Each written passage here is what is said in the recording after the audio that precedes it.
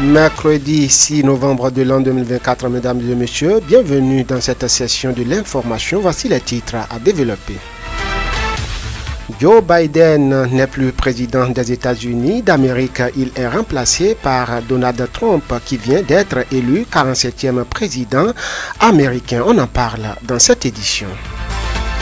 Pendant ce temps, au sud de Bénin, 4 coopératives ont bénéficié d'un appui important en équipement agricole. Il s'agit des coopératives agricoles de la commune de Cleucamin. La séance de remise des kits a eu lieu jeudi 31 octobre dernier à la mairie de la dite commune. Les précisions sont à suivre.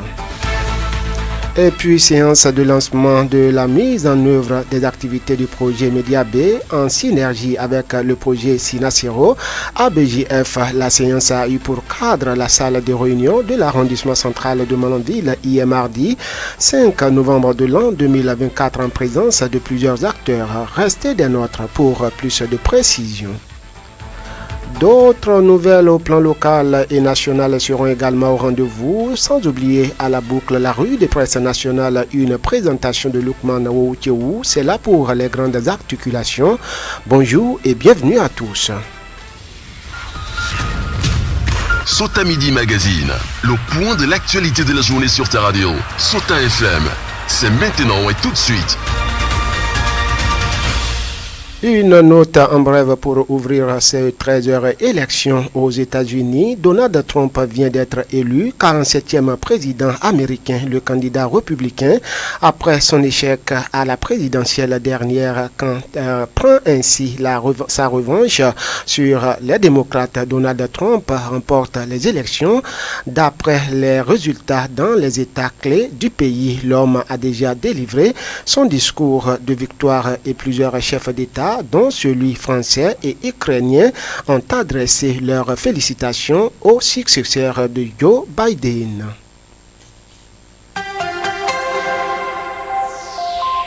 Pendant ce temps, au sud du Bénin, bonne nouvelle pour les coopératives agricoles de la commune de Cleucamin. Ils sont au total 4 coopératives à bénéficier d'un appui important en équipement agricole. Les kits ont été remis au cours d'une cérémonie organisée dans l'enceinte de la mairie ce jeudi 31 octobre dernier.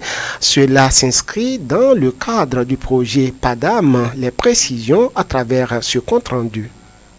Ce jeudi 31 octobre 2024 s'est tenue dans la cour de la mairie de Cleucamin la cérémonie de remise officielle des kits d'équipement agricole aux coopératives bénéficiaires subventionnées par le projet d'appui à la diversification agricole et à l'accès au marché. Ce projet, initié par le gouvernement, œuvre pour la promotion des filières maïs, manioc et riz. Écoutons ici les propos du maire de Cleucamin, Dieudonné Kofi Bédjekan, à l'ouverture de la cérémonie. Cet événement marque une étape significative dans notre ambition collective de faire progresser l'agriculture dans notre commune. Une ambition qui s'inscrit pleinement dans la vision de développement que le Conseil communal de Cleucamin promet depuis des années. Nous le savons tous, l'agriculture constitue un pilier fondamental de notre économie locale et nationale. Dans ce contexte, le gouvernement a initié des projets novateurs pour soutenir les agriculteurs béninois. Parmi eux, le projet PADAM représente un outil clé pour transformer le secteur agricole et en renforcer la résilience. Grâce au soutien de l'Agence territoriale de développement agricole pour le 5 ATDA, ces kits agricoles sont aujourd'hui remis à nos coopératives. Ce geste témoigne de l'engagement du gouvernement à accompagner nos producteurs dans l'amélioration de leur rendement et dans l'optimisation des techniques de production. Le docteur Robert Semanon Dognon, chef cellule communale de la commune de Cleucamin de l'ATDA, Pôle 5, reconnaît les efforts du projet et s'exprime en ces termes. Nous avions à un moment donné élaboré les besoins en termes d'équipement et en termes de renforcement de capacité de ces coopératives que nous avons transmis à l'UGP du projet. Entendez, l'unité de gestion du projet. Avec le temps, ces dossiers transmis ont été étudiés, nous avons accompagné et par la suite, le projet a accepté venir en aide à ses bénéficiaires. Ici, aujourd'hui, c'est l'apothéose L'apothéose au niveau de la coopérative communale des producteurs de maïs dans un premier temps, qui elle seule a bénéficié de 12 tricycles, mototricycles bien sûr, et aussi il y a 4 autres coopératives de base, des coopératives de transformation de manioc en l'occurrence, qui ont aussi bénéficié des tricycles, des presses, des pousse-pousse, des égreneuses, vous voyez un peu. Et tout ça là, c'est pour faciliter certaines activités, certaines opérations post-récolte au niveau de ces coopératives et surtout faciliter le transport. Au total, 4 coopératives ont bénéficié de ces équipements d'un coût global de 33 510 francs CFA et qui a mobilisé la contrepartie de 20% du plan d'affaires élaboré par les bénéficiaires. Donatien Fawanou Dosounon, facilitateur polyvalent du projet à Koulé-Kamé, revient ici sur le contenu du projet élaboré. Ces équipements que vous voyez s'inscrivent dans le cadre du volet qu'on appelle partenariat productif inclusif du projet PADAM. Donc c'est un mécanisme qui a été mis en place pour pouvoir renforcer la capacité technique de ces coopératives en matériel et en équipement pour pouvoir leur permettre d'améliorer leur production. Il n'y a pas un critère de choix en tant que tel, parce que ce sont des coopératives avec lesquelles nous travaillons et c'est en fonction de leur performance, de leur sérieux qu'on a envoyé leur liste. Et suivant cette liste, ils ont suivi une étape. C'est grâce à cette étape-là que ces coopératives ont été choisies. Revenons cette fois-ci au plan local et parlons éducation. Une équipe de la rédaction de ce TFM a fait un tour dans une école maternelle privée ici à Malanville. Et selon Ida Mdalo, directrice de cette école privée, l'étape de l'école maternelle est très importante pour les enfants parce que les activités pédagogiques de la maternelle permettent aux apprenants d'être éveillés. Je vous invite à suivre les explications de Ida Mdalo. À l'EM en général, nous avons la section des petits qui accueille les enfants de 2 ans et demi au moins à 3 ans et la section des grands qui accueille les enfants de 3 ans et demi à 4 ans. Les enfants sont là pour l'apprentissage, évaluation, leur donner des notions pour être mûrs, pour affronter le primaire. Les activités que nous faisons à l'école maternelle permettent aux enfants d'être éveillés, d'être créatifs. Nous avons les activités du domaine 1 qui est l'accueil, activités de vie pratique, les activités transversales, les activités aussi systématiques. Aussi les activités de pré-mathématiques. Ça initie les enfants à affronter la mathématique au primaire. Nous avons aussi la préécriture qui permet aussi à l'enfant d'être bon en écriture avant d'aller au primaire. Les apprenons aussi les chants, les poésies, les jeux ludiques à l'intérieur, que ce soit aussi à l'extérieur. Les écoles maternelles aussi sont confrontées à d'énormes difficultés. Notre source énumère ici quelques-unes et profite pour lancer un appel à l'endroit des parents. Ida Mdalo, directrice de l'école maternelle privée ici à Malanville, se veut plus précise. Nous faisons 3 évaluations dans l'année, c'est-à-dire par trimestre. Donc, on essaie d'évaluer ce qu'on a eu à faire avec les enfants tout au long du trimestre pour voir si les notions apprises ont été acquises par l'enfant. Les difficultés rencontrées, c'est souvent au début de l'année parce que l'enfant qui n'a jamais mis pied à l'école commence l'école. L'enfant n'aime pas laisser ses parents. Donc, après 2 mois, on n'a plus trop de difficultés avec ces enfants-là parce qu'ils sont déjà habitués et puis ça passe normalement. Les cours à la maternelle commencent de 8h à 11h30 et de 15h à 17h. À 11h30, les enfants doivent être libérés. Mais malgré ça, il y a d'autres parents qui ne viennent pas à l'heure. Ils nous retardent jusqu'à midi, des fois même midi 30.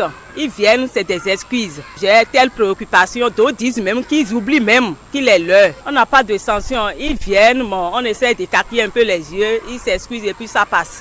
Donc, j'exhorte ces parents-là d'être à l'heure pour pouvoir vite chercher leur enfant à l'heure. Dans cette édition, nous nous intéressons aux dents, comment entretenir les dents et quelles sont les astuces qu'utilisent les citoyens malanvillois pour l'hygiène bucco-dentaire. Nous avons posé la question aux citoyens malanvillois. Selon ces derniers, chacun a sa méthode propre à lui pour entretenir ses dents. Suivez un extrait de leurs propos.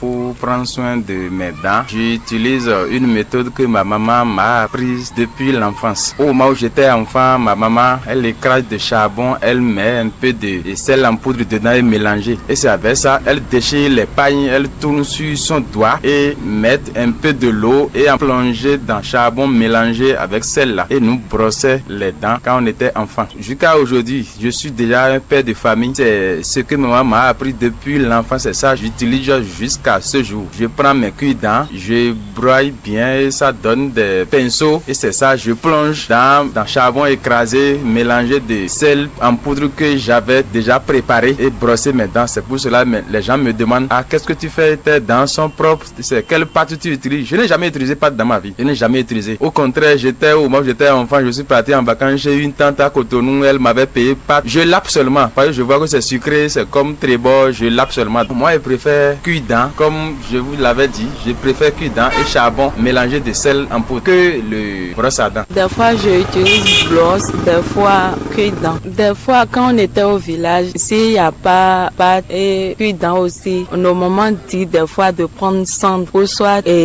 charbon. On écrase charbon là, on touche un peu charbon là, on met ça dans la bouche. On fait genre comme si on est en train d'utiliser brosse. Des fois, si ma maman me dit ça, je mets brosse là dans l'eau et je touche ça et cendre là et je prends ça pour brosser les dents comme si c'est pâte. Il y a d'autres qui mettent la main dedans pour brosser. Ils mettent la main là dans l'eau et ils touchent cendre là et c'est collé sur les mains et ils prennent ça pour brosser les dents. Avec culs-dents, tu peux bien brosser partout. Avec brosse, bon, même moi je préfère culs-dents les matins. La nuit avant de me coucher, c'est brosse que je utilise, mais les matins là c'est culs-dents. Moi je dis avec culs-dents des arbres lime. C'est avec ça que je me broche chaque matin. Il y en a les broches, les culs-dents, bon, c'est ce que moi je connais ça. C'est le broche là, culs-dents. C'est seulement le culs-dents que je préfère.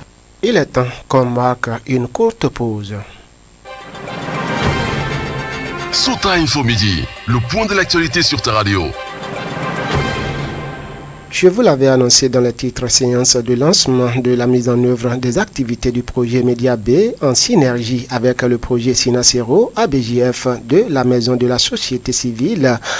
Co-financé par l'Union européenne, le chef de file WeWorld ONG a organisé hier mardi 5 novembre de l'an 2024 à la salle de réunion de l'arrondissement central de Malanville le premier cadre de concertation communale en présence des leaders religieux, des autorités locales, des acteurs de la société civile et les forces de défense et de sécurité pour la paix et la cohésion sociale dans la commune de Malanville. Zulkifli Luna y était, voici son reportage. Je représente les autorités locales. Au nom de ces autorités, je voudrais vous souhaiter la bienvenue à cet atelier de lancement des activités d'un cadre de concertation pour la paix. C'est sur ces mots de bienvenue de Ouseni Ibrahim, représentant du maire, s'ouvre le premier cadre de concertation communale ce mardi 5 novembre 2024 à la salle de réunion de l'arrondissement central de Malanville dans le cadre de la mise en œuvre des activités du projet Média B, entendez mobilisation, éducation, dialogue et information au Bénin, en synergie avec le projet Sinacero ABJF de la Maison de la Société Civile, cofinancé par l'Union européenne dont l'objectif est décliné ici par Yannick Aye Baglo, chef de l'unité de gestion du projet Sinacero ABJF. La séance d'aujourd'hui est faite dans le cadre donc du programme de consolidation de la paix au Bénin à travers la prévention des extrémismes violents, qui est un programme cofinancé par l'Union européenne, qui intervient donc au sein de 6 communes du Bénin que sont Bastila, Djougou, Niki, Perere, Malanville et Sigouanan. Il faut dire que cette activité d'aujourd'hui s'inscrit dans le cadre de la mise en place donc d'espaces de dialogue en vue donc de la préservation de la paix et de la cohésion au sein de la commune de Malanville. L'idée, c'est d'appuyer un espace multi-acteurs afin de produire des extrants, c'est-à-dire des projets ou autres, qui permettent d'avoir le son de cloche de chaque partie prenante aux questions donc de sécurité et de paix au sein de la commune de Malanville, afin d'avoir de meilleures propositions, afin d'avoir un meilleur répondant dorénavant sur ces questions-là. Il faut dire que la BGF, donc représentant le ministère de l'Intérieur et de la Sécurité publique du Bénin, nous a envoyé, donc le gouvernement béninois, nous a commis ici aujourd'hui pour prendre acte donc de l'existence de cet espace-là, les appuyer, les formaliser et financer après donc des activités, mettre à disposition de financement pour les activités afin de mieux renforcer donc le système sécuritaire au sein de la commune de Malanville. Après l'étape de la présentation des participants et l'objectif de la séance, des discussions sur le fonctionnement de l'espace étaient au cœur de la séance. Ainsi, une feuille de route de l'espace a été élaborée pour accompagner la méthodologie de travail et l'identification des problèmes. C'est donc le début d'une série de la mise en œuvre des activités du projet Mediabé pour la paix et la cohésion sociale dans la commune de Malanville. Saré Dafasawa, chef du projet Mediabé. Je dois commencer par remercier les autorités de la mairie de Malanville qui nous ont accompagnés, qui nous ont accordé toutes les facilités nécessaires. Remercier tous les participants parce qu'aujourd'hui, on a eu à toiletter les documents pour un cadre intégrateur. On a tenu la première assise du groupe thématique paix et cohésion sociale. On est sorti avec un mini plan d'action et en janvier, on va essayer de l'évaluer. La séance d'aujourd'hui a été faite avec le projet Sinasero. Donc, c'est une synergie 8 wards avec le projet Mediabé et le projet Sinasero. C'est cette initiative-là qui a porté les fruits dont je viens de vous parler tout à l'heure. À partir de janvier, nous aurons la chance, donc à la prochaine assise, d'avoir du financement pour continuer les activités. C'est un sentiment de grande satisfaction qui m'anime aujourd'hui parce que nous avons pu atteindre les objectifs de la séance et l'engouement qu'il y a aujourd'hui nous prouve donc que le cadre intégrateur, le groupe thématique paix et cohésion sociale vont vraiment réussir leur mission dans la commune de Malanville. Quelles sont les attentes des organisateurs de la séance? Yannick Ayi Baglo, chef de l'unité de gestion du projet Sinasero, répond. Nos attentes aujourd'hui, c'est vraiment une meilleure implication donc des populations, donc des diverses parties des couches prenantes à ce défi-là. Je suis déjà d'ailleurs très heureux à la fin de cette activité parce que tout le monde a répondu présent, autant les confessions religieuses que les fondations gouvernementales que les OSC. Je suis à la fois heureux et plein d'espoir de l'engouement que ça a suscité aujourd'hui au sein de la commune de Malanville, à partir donc du conseil communal jusqu'au dernier membre qui était présent, mais aussi plein d'espoir parce que je me dis que cet engouement va aboutir forcément à quelque chose de plus sûr, surtout quand nous connaissons la situation sécuritaire que nous vivons aujourd'hui au niveau de nos frontières, et ça va permettre aussi d'avoir de meilleures informations sécuritaires et d'appuyer aussi nos forces de sécurité dans le devoir qui est le leur. Les participants se réjouissent de l'organisation de la séance qui longtemps attendue pour sensibiliser la population sur la paix et la cohésion sociale au sein de la communauté. Saouda Aboubakar Soulé en sont quelques-uns. Je salue d'abord très sincèrement les partenaires qui ont eu cette initiative parce que dans notre commune, nous subissons aujourd'hui une catastrophe qui est la paix qui ne règne pas dans nos sociétés. Et cette mobilisation que oui, Wadaï, vraiment j'étais très émue, je suis très contente car aujourd'hui je dis que nous, population de Malanville, on doit créer une cohésion sociale au sein de nos familles, n'importe où dans la société.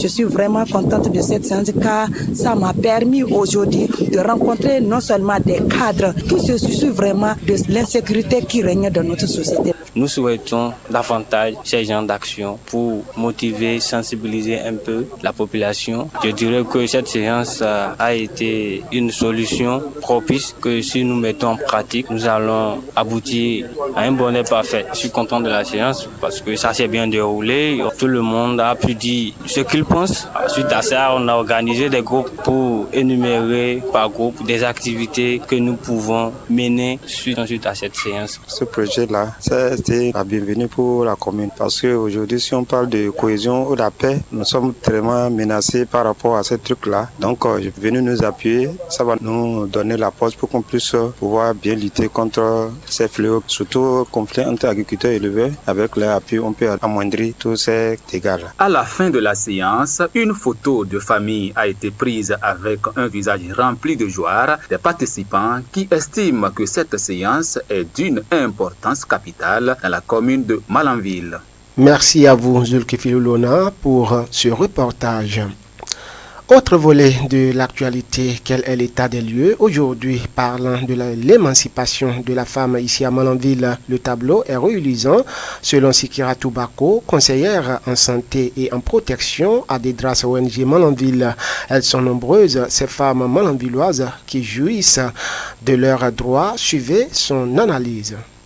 Aujourd'hui, si nous voulons faire l'état des lieux de l'émancipation de la femme dans la commune de Malanville, je pense que beaucoup de choses ont changé. Parce qu'aujourd'hui, ceux qui connaissaient Malanville hier peuvent même le témoigner. La situation de la femme dans la commune de Malanville a beaucoup changé. Et parce qu'aujourd'hui, la femme est libre d'exprimer ses opinions. La femme, avant, qui ne pouvait pas militer et qui ne pouvait même pas faire la politique dans la commune de Malanville. Aujourd'hui, nous avons déjà un exemple, l'honorable Savi Gamilat, épouse Avarissi, qui fait aujourd'hui la fierté de toute la commune. Et ça prouve vraiment que les choses ont changé aujourd'hui dans la commune de Malanville. La femme comme l'homme ont tous le même droit. Le droit de travailler, d'avoir le même salaire, le droit de mener ses activités génératrices de revenus, le droit de s'exprimer librement. Et on pense aujourd'hui que dans la commune de Malanville, tout ceci se remarque et ceci est respecté. Notre source estime que le constat est bien visible sur le terrain et aussi dans plusieurs centres de formation de la commune. Et pour maintenir cette tendance, Dedras ONG accompagne les filles de 10 à 17 ans à travers son projet F2S. On écoute la conseillère en santé et en protection Sikiratou Bako. Dans les centres de formation, vous allez remarquer plus de filles, plus de femmes qui sont en train soit d'apprendre le métier, de se chercher, que de rester sans rien faire. Or, avant, la place de la femme, c'était au foyer. Elle n'a nulle part où aller. C'est elle qui doit s'occuper du ménage et autres. Or, aujourd'hui, quand nous regardons un peu ce qui se passe, la femme a cette chance de sortir de la maison et de s'occuper d'autre chose que le foyer. Les gens sont en train de comprendre à quel point la femme est importante et que sa place n'est pas aussi seulement au foyer mais dans les prises de décision. C'est pour ça nous, déjà avec nos filles, les filles de 10 à 17 ans, nous enseignons sur le leadership féminin, sur la vie associative, sur les compétences de vie afin que ces enfants aient un niveau donné pour se défendre dans la vie. On en vient cette fois-ci à cette information. L'allaitement maternel consiste pour une femme à nourrir son bébé grâce au lait produit par les seins. Il existe cependant plusieurs positions à adopter par la nourrice pour alerter son nourrisson, car si le bébé est correctement installé, il aura une bonne prise du sein et allaitera et tétera efficacement. Suivez pour plus de précision Claire Sobossi, fonctionnaire à la retraite et une maman expérimentée. Les bébés de la naissance à 3 mois ont besoin d'une surveillance et d'une observation stricte. D'abord, pour donner le sein à bébé, le tenir sur les genoux avec surtout le bras gauche.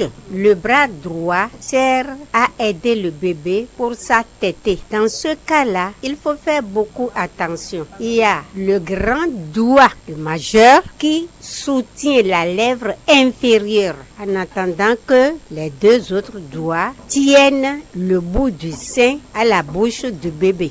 Ainsi, le bébé tète aisément. Si nous ne prenons pas la précaution de soutenir avec le bébé la lèvre inférieure, quand il va grandir, la lèvre là sera pendante. On installe à présent la revue de presse nationale, une présentation de Lukman Wouchiou. Suivez la revue de presse sur Souta FM. Amis de la plume et du papier, mesdames, messieurs, bonjour. Bokoy Omeki à nouveau devant la commission d'instruction de la Criette ce jour. Le sujet est traité par la presse écrite béninoise ce mercredi. Et c'est d'ailleurs la manchette du quotidien Le Soleil Bénin Info. L'homme d'affaires Olivier Boko, ami personnel du chef de l'État, et l'ancien ministre Oswald Omeki comparaissent aujourd'hui encore devant la commission d'instruction de la Criette, informe le journal qui précise que c'est dans le cadre de l'affaire coup d'État pour lequel ils sont poursuivis. Cette fois-ci, souligne la publication, l'audition des mises en cause permettra au juge de creuser de fond en comble le dossier. Donc, le Soleil Bénin Info croit savoir que l'audition de ce jour marque une étape importante dans la suite de la procédure. Et à la date d'aujourd'hui, mon confrère estime que les juges conduisent avec maestria le dossier. Mais réagit Théodore Olo, Olivier Boko et Oswald Omeki n'ont pas les moyens de violer l'ordre constitutionnel, rapporte le Télégramme. L'ancien président de la Cour constitutionnelle, selon le journal, a pris position hier 5 novembre sur l'affaire qui secoue actuellement le pays, celle de la supposée tentative de coup d'État. Lors d'une interview, le constitutionnaliste a déploré ce qu'il considère comme un abus de langage dans la manière dont certains qualifient les événements en cours, fait savoir le quotidien. Sans commentaire dans la suite, les députés sont en immersion sur le budget de l'État 2025, rapporte Décryptage Info. Le journal, mais également Fraternité, le pays émergent, 109, le Canada du Nord et bien d'autres renseignent que les parlementaires prennent part à l'atelier de renforcement des capacités sur la loi des finances exercice 2025. Alors, résume en titre le pays émergent, les députés s'approprient le contenu du projet de loi de finances gestion 2025. Le journal de Ménotin n'en dira pas le contraire lorsqu'il écrit en une atelier d'imprégnation et d'appropriation. Les députés outillés sur le contenu du projet de la loi de finances gestion 2025. Et loin de la loi des finances, dans le reste, des équipes de la Commission électorale nationale autonome Sénat et du ministère de l'Intérieur de la Sécurité publique sont sur le terrain, informe le matinal. Selon le journal, ces équipes sont en mission pour une fois encore contrôler l'existence fonctionnelle des partis politiques au Bénin. La nouvelle mission de contrôle a démarré, précise le quotidien qui, par ailleurs, dans un autre registre, rapporte l'explosion d'un véhicule transportant du carburant illégal. Le Paillon a encore tué, s'alarme le quotidien, mais également le Télégramme. Si le Télégramme parle de blessés et d'importants dégâts matériels, le matinal rapporte que l'accident a provoqué la mort d'une personne et d'importants dégâts matériels hier mardi à Gualimhuebo dans le département du Zou. Pendant ce temps, dans le reste, que se passe-t-il réellement chez les requins FC de Cotonou, se préoccupe le pays émergent, car informe la livraison, le club rouge-blanc depuis le début du championnat éprouve d'énormes difficultés financières. Le président Roch Nieri, actuellement en exil, et certains de ses collaborateurs seraient accusés de mauvaise gestion des pratiques anormales qui sont en train de compromettre la bonne marche du club, s'inquiète mon confrère qui révèle en manchette que les 65 millions de francs CFA de subventions gérés par l'ex-président Roch Nieri et certains membres du bureau fait polémique. Des équipements sportifs acquis à crédit depuis un an, le patron de la société Planète Sport, Touré Vizi, menace de porter plainte. 6 900 000 francs CFA à payer à l'entraîneur camerounais François Ngoumou, alors que le solde actuel du compte est de 900 000 francs CFA, dévoile la publication qui fait savoir que le premier vice-président Athanase Bokor crie au scandale. Les autres détails à lire dans les colonnes du journal. Et terminons avec la fin du périple du chef d'arrondissement de Tchatchou dans les établissements scolaires. Le Canada du Nord rapporte que le CA Joël Domagui fait le point des difficultés du secteur éducatif et rassure. En attendant des actions fortes, il a fait don de matériel didactique, d'après le journal qui en publie les détails. Quant à nous, mesdames et messieurs, on s'arrête ici, dans l'espoir de nous retrouver demain pour un autre rendez-vous. Fin de cette revue. Merci de m'avoir suivi. À demain. C'était la revue de presse sur Souta FM.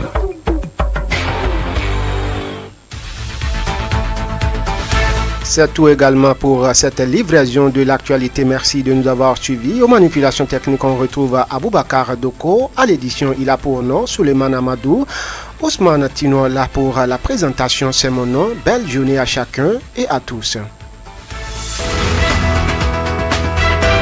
C'était Sota Midi Magazine, le rendez-vous informatif de la mi-journée sur Sota FM.